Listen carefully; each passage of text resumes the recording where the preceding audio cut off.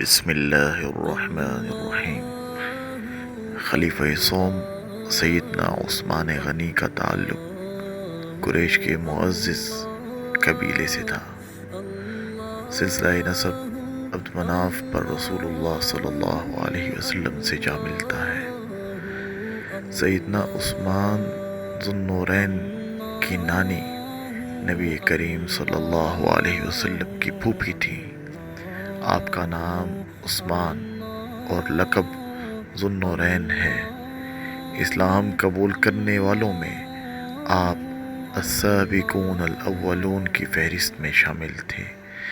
آپ نے خلیفہ اول سیدنا حضرت ابوبکر صدیق رضی اللہ تعالیٰ عنہ کی دعوت پر اسلام قبول کیا، حضور صلی اللہ علیہ وسلم پر ایمان لائے اور کلمہ حق پڑھنے کے جرم میں سیدنا عثمان غنی رضی اللہ تعالیٰ عنہ کو ان کے چچا حکم بن ابی العاص نے لوہے کی زنجیروں سے باندھ کر دھوپ میں ڈال دیا اور کئی روز تک آپ کو قید تنہائی میں رکھا گیا۔ آپ کے چچا نے آپ سے کہا کہ جب تک تم نئے مذہب اسلام کو نہیں چھوڑو گے آزاد نہیں کروں گا۔ یہ سن کر آپ نے جواب دیا کہ چچا، اللہ کی قسم میں مذہب اسلام کو نہیں چھوڑ سکتا اور اس ایمان کی دولت سے کبھی دستبردار نہیں ہوں گا۔ سیدنا عثمان غنی اعلیٰ سیرت و کردار کے ساتھ ثروت و سخاوت میں بھی مشہور تھے۔ رسول اللہ صلی اللہ علیہ وسلم نے فرمایا کہ جنت میں ہر نبی کا ساتھی اور رفیق ہوتا ہے، میرا ساتھی عثمان ہوگا۔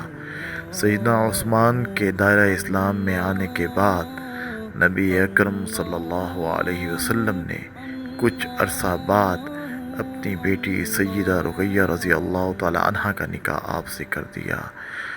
جب کفار مکہ کی اذیتوں سے تنگ آ کر مسلمانوں نے نبی اکرم صلی اللہ علیہ وسلم کی اجازت اور حکم الہی کے مطابق ہجرت حبشہ کی تو سیدنا عثمان غنی رضی اللہ تعالی عنہ نے اپنی اہلیہ سیدہ رقیہ رضی اللہ تعالی عنہ کے ساتھ ہجرت حبشہ کی۔